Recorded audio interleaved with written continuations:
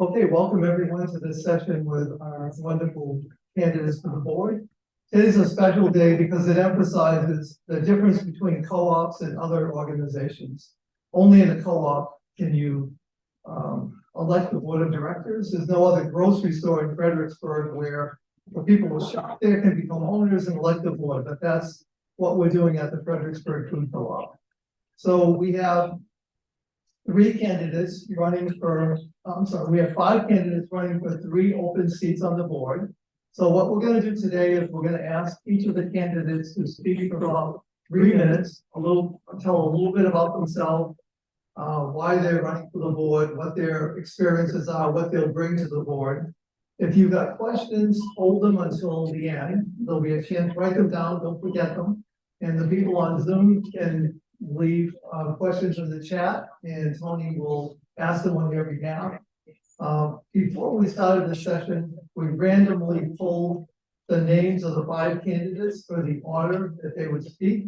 So our first candidate is Sarah Bushkirk. So welcome, Sarah.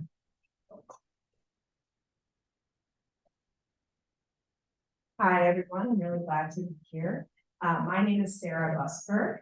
I am a mom first. I have three kids. One goes to Walker Grant, well, gosh, two now go to Walker Grant, in preschool. I live here in the city of Fredericksburg. I'm an attorney. I work at the Office of the Public Defender. I really love what I do. I also own a sober living home for women. And I think that kind of encapsulates in many ways who I am. I really care about this community. I care about the people who live here, and I care about access to good and healthy food for my children and for people who maybe don't have the resources that I am so lucky to have. And I love this co-op. I studied for the bar here a great deal. Sitting, I'm thankful for the Wi-Fi that you guys put in place. Great job. I had many long walks with my husband, talking through my day with our baby, who also enjoys the free piece of fruit that he gets when he comes. And I just really want to be a part in helping to make decisions to make this place even better, if that's even possible. So thanks so much for having me.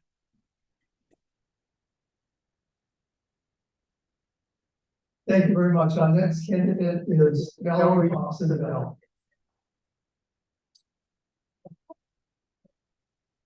Good evening. So I came from a background in aging, and I so knew what I was doing. I had a passion for it.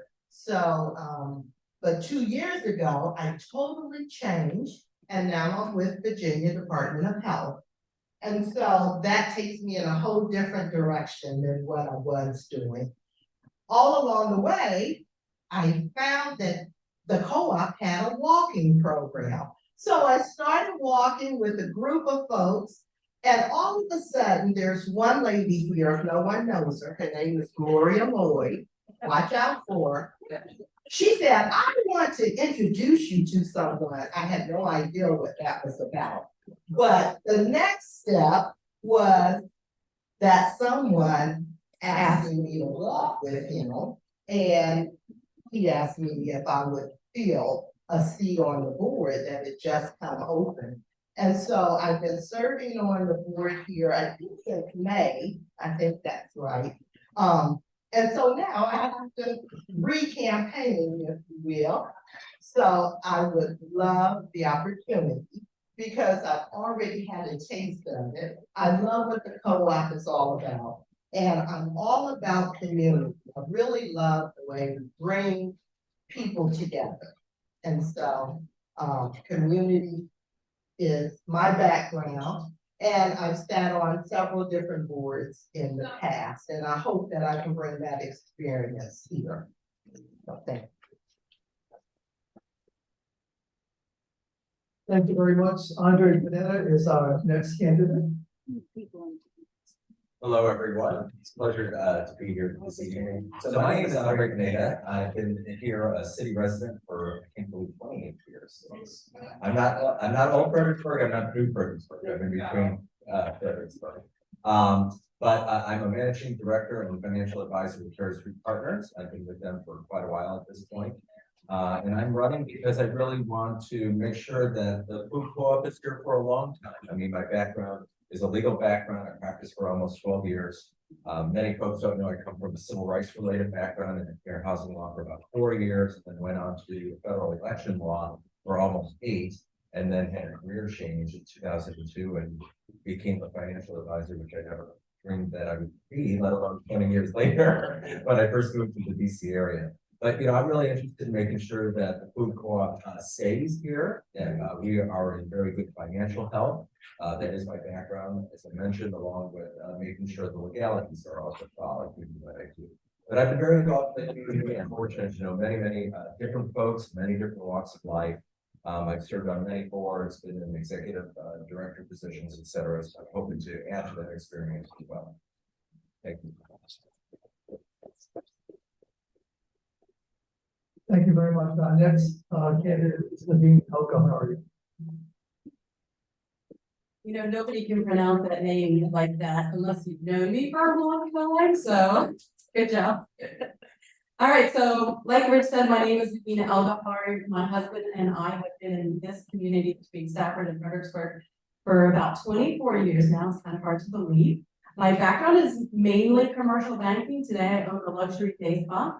So my friends who were in politics and finance said, geez, that's where we drove you, right? We drove you to spa.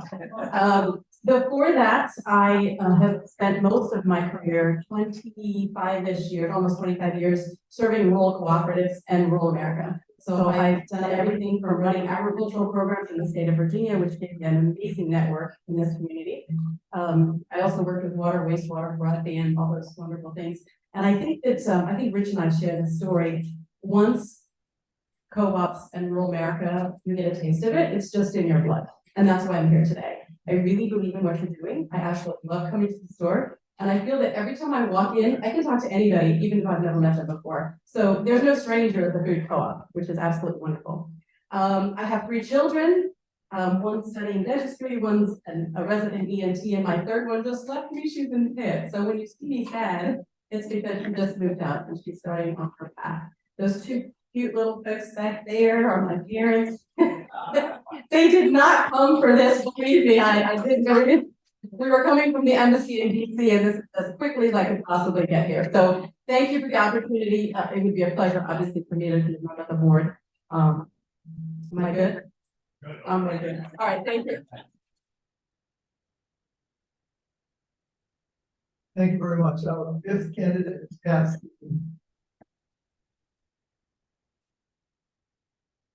Thank you, everybody. Am I okay with my, okay. I want to thank you all for coming out and for listening to me and to everyone else, and I appreciate it. I am not from Fredericksburg originally, or even close to it. I moved here about 3 years ago from Northern Virginia, where I got to from upstate New York.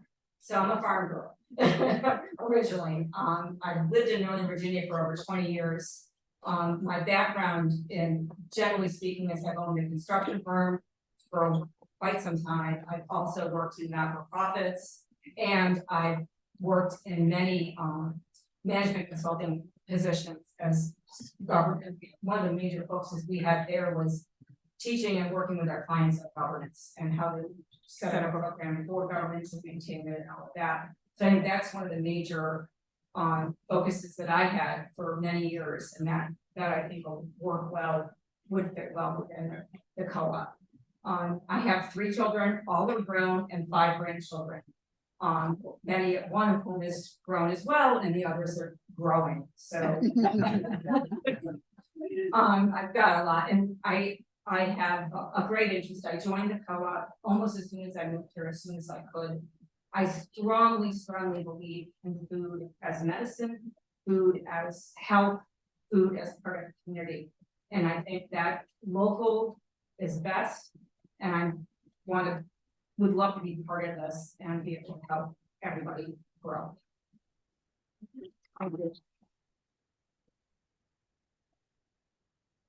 Okay, thanks to all the 5 candidates. It takes a lot of courage to put your name on a ballot and have people decide whether they're going to vote for you or not. So we really appreciate all of you. Let's hear another round of applause for these. Thank you so much. So when the co-op was, before the co-op was incorporated in 2015, few of us got together and we spent quite a bit of time thinking about the why question, like why are we gonna do this? And it came down really to what were our core values. And the core values really focus around local. They focus around sustainability, around community, and about being financially strong. So in this segment, I want to take a minute and ask for the candidates' thoughts about each of these four things. So let's start with local. Our core value is really to prioritize buying from local producers as much as possible. So my question for you candidates, and all of you don't have to answer each of these, but what are your thoughts about that? And what would you bring to the board in terms of this focus on local? So who wants to start? I can hand the mic over here. Okay. Yeah. That one's up. You want me to- Okay, you can just come to the podium. Yeah, we have another mic too. Why don't you go there? Ah, traveling.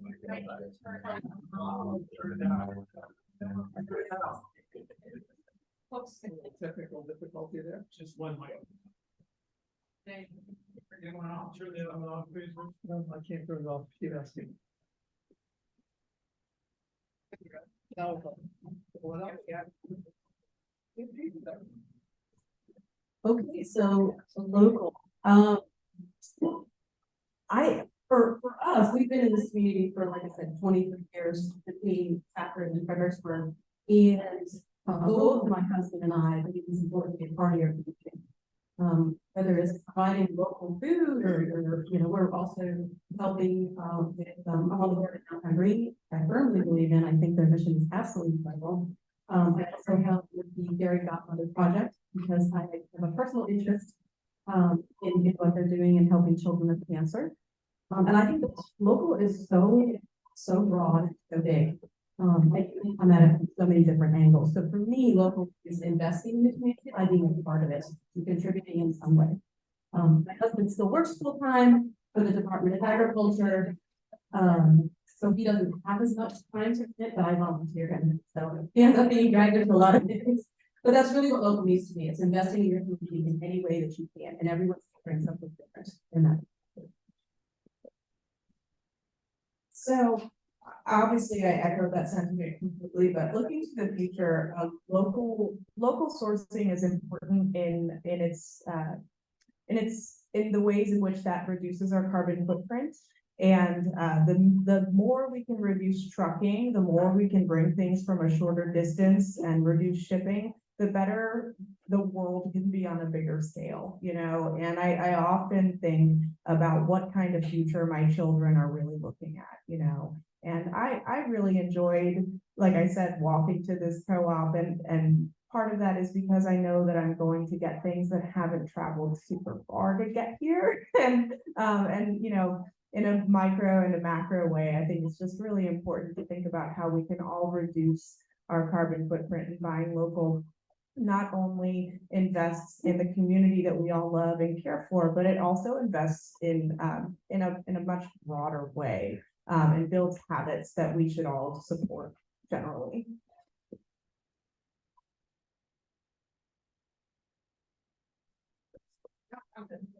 Okay. Well, I totally concur with the comments here. I mean, your community is only as good as your involvement.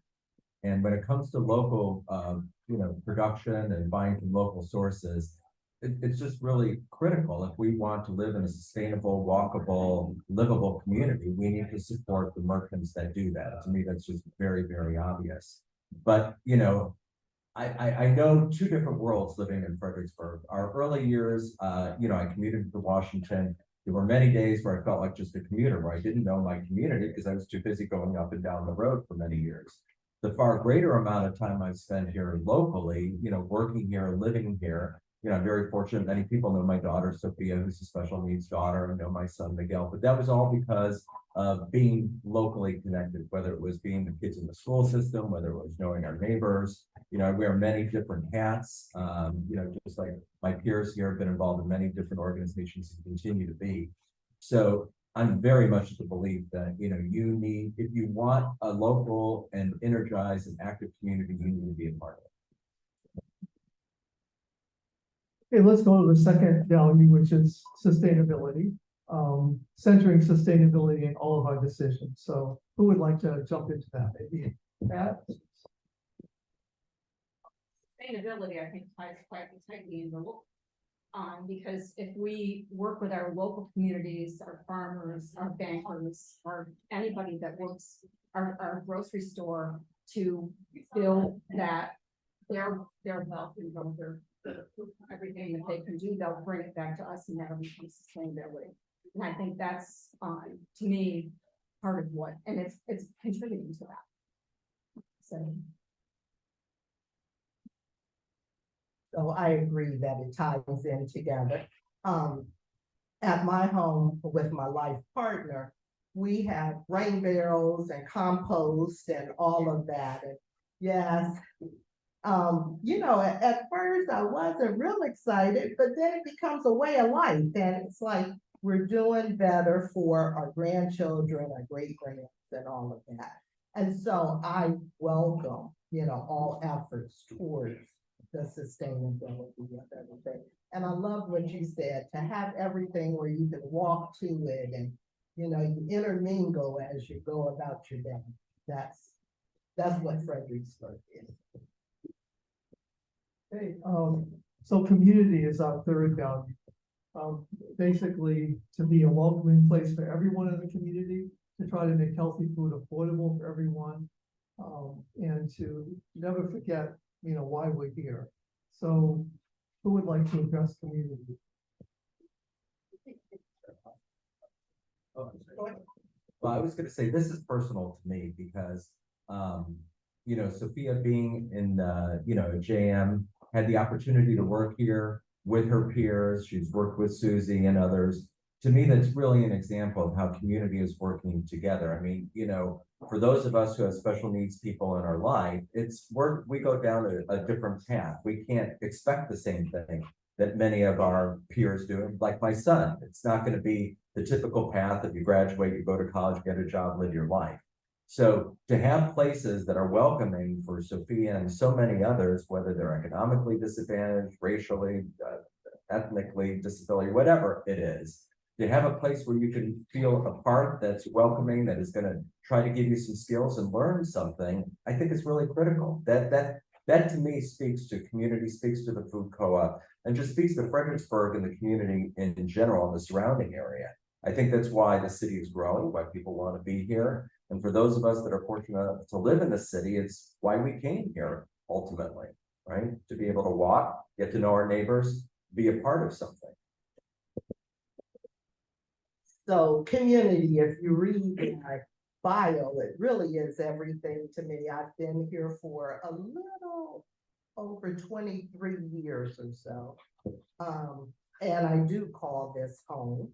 And so I've always advocated for folks that doesn't necessarily have a voice on their own. And I feel that that's a way to bring the community together, you know, with all the different populations that I've advocated for. And then when you come here and you might have music, or you may have a presenter, or you learn about a tribe. It's just a wonderful feeling to be in a place that you have ownership in and that you can see how it really affects your larger community. So I love community. Struck a chord for me. One of the things I said, I've only been here 3 years, and I left Northern Virginia because it seemed so desolate. And I wanted a community. I wanted to live in a place with like-minded people that value community. And I found that in Fredericksburg, and I found that doubly with the co-op. I have a special needs granddaughter, and I bring her often with me shopping and buying things, and everybody has always been lovely and wonderful with her, and it feels like a community to me, and I think that's super. As I mentioned in my intro, I run a home for women who are in recovery from addiction. And one of the things that's most important when you're in that space in your life is building healthy fellowship and building community with other people who can understand you and support you. And that kind of, really reminds you of your humanity and is something to build on and grow in. But it's not just for that population, it's not just for those people, although I am so thankful for the support that the co-op has given in developing that house, but it's for everybody. When I was here studying for the bar and stressed out and needed coffee and somebody to talk to, this was my community in so many ways. And talking to Susie and the other staff, and I think I might have even run into Sophia, has been a blessing. And but kind of looping it back into sustainability, I think something that's often overlooked is cultural sustainability. People think about, the physical components, the carbon, people think about waste, but cultural sustainability in the products that we buy. I noticed that there's a lot of products from Indigenous communities here. Ensuring that we give access and voices to those people is so important because that's how a lot of those communities survive. And I think that the co-op just plays such a big role in maintaining all kinds of communities, not just this Fredericksburg community. And that's really important. I guess community is a favorite for all of us, really. It only makes sense, right? It only makes sense. So I'm not gonna let this chance go. So I mentioned to you all that my daughter is starting college and she's up in Pitt, and we came by in her last couple of days. We were trying to hit everything that we would normally do together. So we did hot yoga together. One of the things we do together is come here because she loves to get her cereals from me. So we came in, and as we're walking through the second door, and I still haven't found my name up there yet. I know my number, but I have not been able to find my name. And she said, "Mom, we're not doing this again." I said, "Okay, fine." Okay. So we walked through. I said, "Hey, do you ever walk into a place and then a song just jumps into your head?" And she's 18 and she goes, "No." I said, "Okay, well, for me," I walked into this door, and I'm not kidding, right? I walk into this door, and as I'm going through the second door, the theme from Cheers comes up. You know what I'm talking about? You want to go? I'm not going to sing because you. Anyway, so this is community. This is exactly what we do here. And then the car ride coming back I'm originally Egyptian. I was born in Egypt. My parents. We graduated. I immigrated in 1969. So I was 2 when I came. Do the math. How old am I? So community was a big deal for us because I grew up with nobody like me. So that was a really big deal. We spoke a different language at home. I went to school, spoke a different language. We did different things. We're Coptic Orthodox, our religion's very different. But it's nice now to embrace that and to be able to share it with the community. Look at my mom's cute smile. So community, you're right. I mean, there's so much there. Just like, we talk about local, we talk about sustainability. You can come at it from so many angles. But anyway, that's my story. And I love what happens here. I love that I can come in and find my turmeric, which I rely on heavily.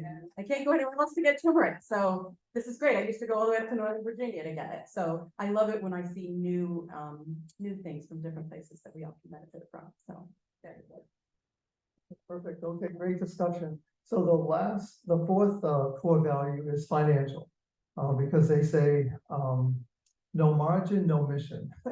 So the co-op doesn't exist to earn profits, but you've got to be financially strong or else you won't continue to exist. So I'd like to throw that open, that core value of running a financially successful community-owned business, and hear about what you would bring to the board in terms of that particular one of our core values.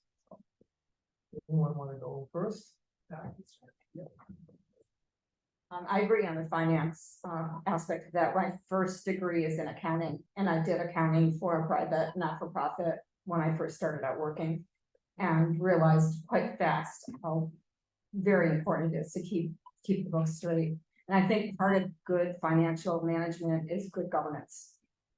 So I believe that working with governance and managing the finances from that perspective is very important. That's my comment. We should just pass this one down. Yeah. Sure. So yeah, as I said, well, I guess let me back up a little bit. My career before going to law school and becoming an attorney, I was a case manager, and I managed a case management firm for individuals with intellectual and developmental disabilities here in Virginia, contracted with the Commonwealth. But in that process, I essentially managed millions of dollars of individual client cases and funds through the Medicaid system. And that required me to undergo regular audits. And throughout that process and all of my time doing that over several years, I never had any findings. So I think that's a gold star for management. I would also say that as an attorney, I'm pretty, I'm honest. I have a good sense of attention to detail. I like to get things right. I'm tenacious and I want to get things right for a client, and I would treat this like that. And I mean, you really can't say that in this climate with this kind of inflation, that managing any kind of household budget with a family of 5, I get everybody fed. So I know how to manage a household budget like that. I'm doing all right.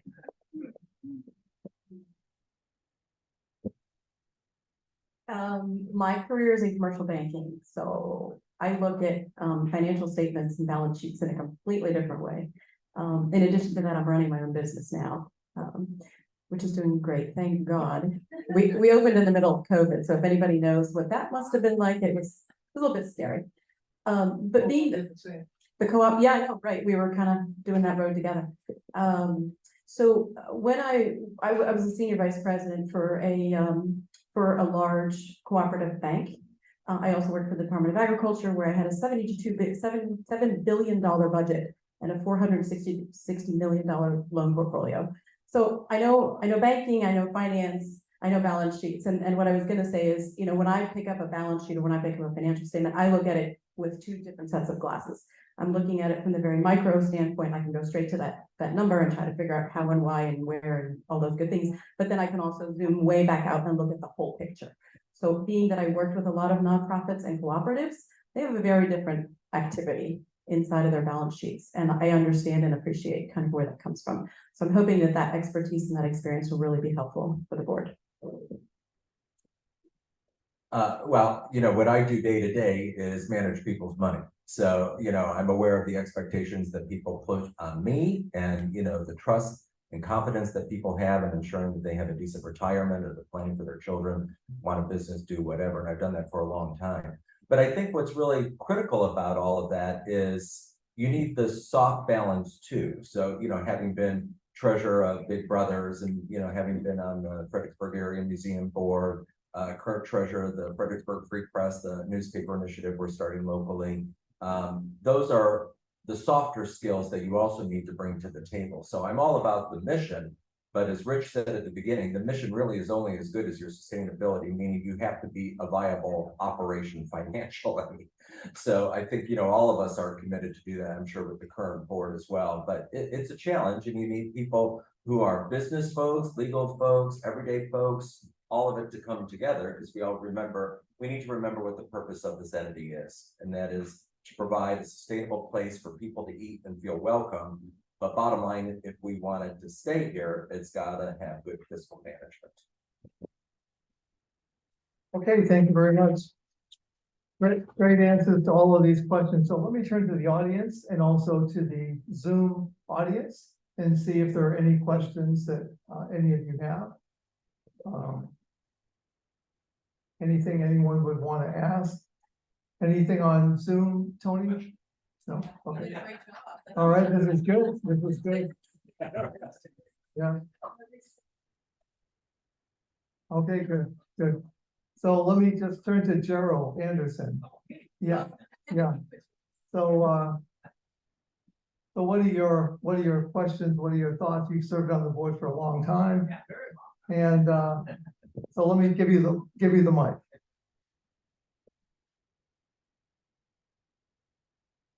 I think that most of you have answered all the questions that I would have.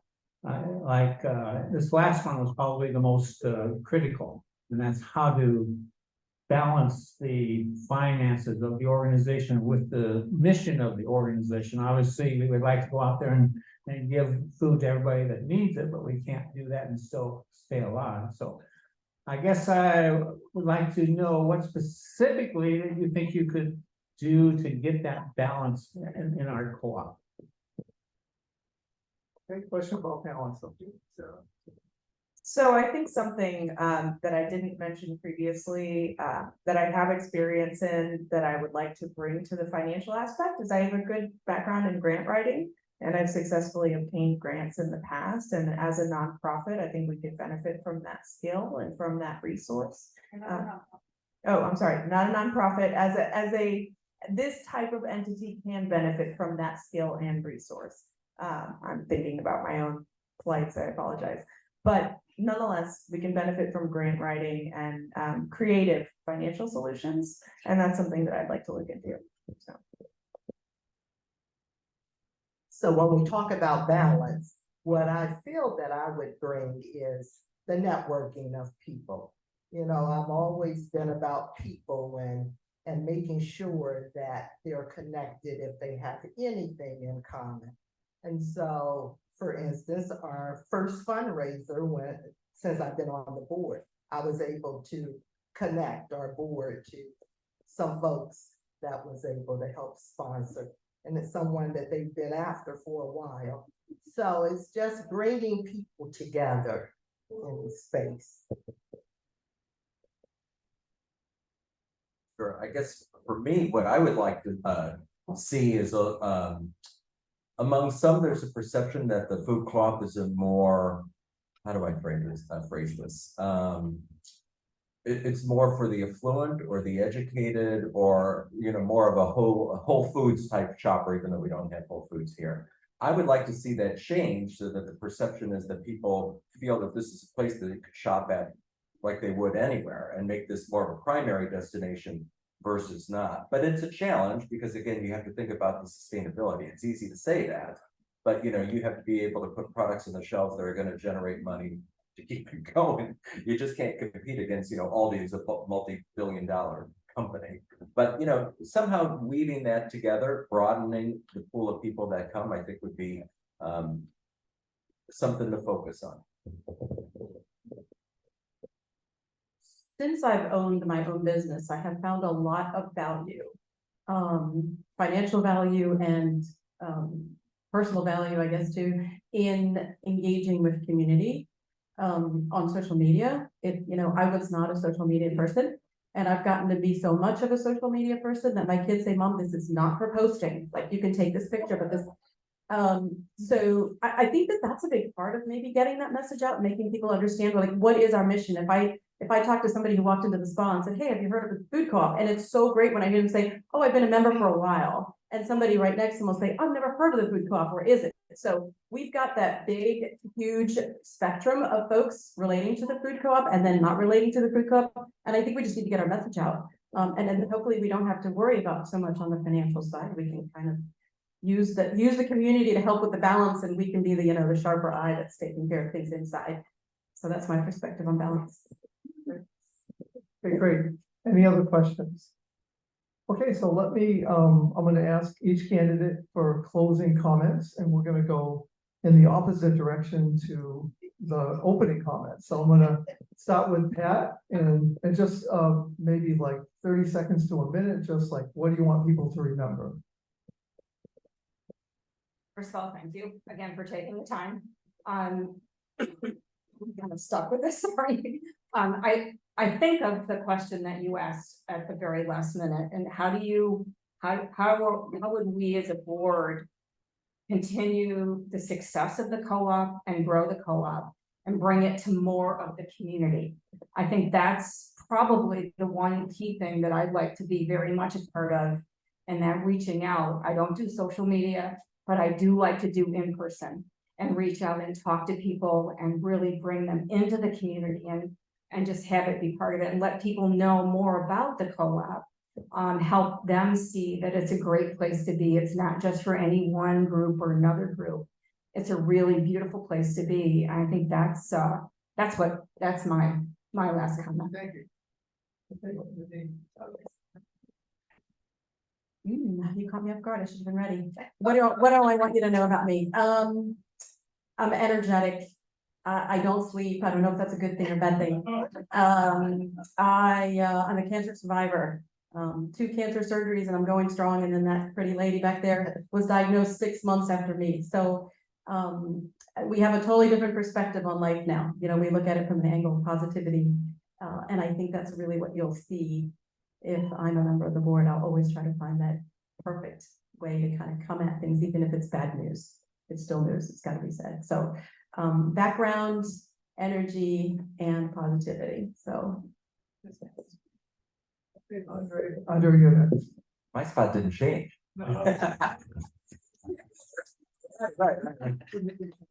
So your comments reminded me, probably what's most important to me.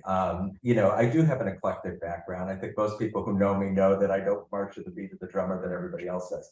And I view that as a real positive. So, you know, my experiences, whether it's professional or personal, you know, I mentioned in my bio, I was actually a stay-at-home dad for 18 months and I took care of another friend's baby at the same time. You know, all of those experiences made me a better person, a better advisor, more appreciative of my community and just life in general. And I have to say, those are the type of things that if I'm elected to the board, I would like to bring. I hope I brought that to the other groups and entities that I've been involved with through the years. But I think any successful organization wants to have a mix of different skill strengths and knowledge bases. And the more that we're reflective of the community as a whole, and being that connector, whether it's the people on the financial side, more of the social groups, schooling, et cetera, is only going to benefit everyone. So I feel that I would bring diversity to the board. You know, you see what I am. However, I'm also a part of the LGBT community, QIA plus community. And again, I love this community. Having a food co-op here makes me proud. Proud that is in Fredericksburg, that everyone is welcome to shop here. That's one of my mantras as I go along, asking people if they know about the co-op. I said, but do you know that you can shop there even though you're not an owner? Yes, we'd love for you to be an owner, but you are still free to come and shop. So I love that aspect of the co-op. And again, it brings community in. Wow, so I guess I'm also just gonna close with saying thank you so much for you know, this opportunity. I'm really fortunate to be up here with the rest of you all. You just have a ton of experience and that's just great. I think that I'll bring my own experiences. I think maybe some fresh views, some creativity, and honestly, I'm just a don't give up kind of person. You know, you said you don't sleep. I don't sleep either. I really that works for me. Well, we both own businesses, so that makes a lot of sense. But you know, I truly, I feel like I wake up every day and try to find new ways to make the world a better place. And I that sounds like I'm tooting my own horn, but it is true. And my work as a business owner in a kind of area of need for our community, we have a really terrible issue with the opioid epidemic. And also as a public defender, unfortunately, I tend to see people on what is their worst day. And I'm very fortunate to often see people at better days later in my processes with them. And I'm really grateful that that's something I get to do. And that means that I kind of don't get beaten down. You know, if I'm given a problem, I really look for ways to solve it. I like taking things apart. I like putting them back together, and I hope to see a pretty picture at the end. And I just hope you'll have me. Thanks.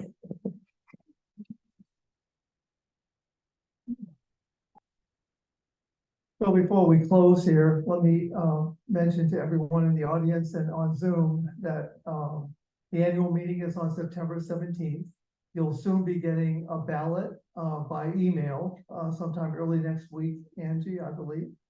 And so people will be able to vote by clicking that link. You can also vote in person at the annual meeting. And these wonderful 5 candidates will also have another opportunity at the annual meeting to speak to the audience there. So thank you all for attending today.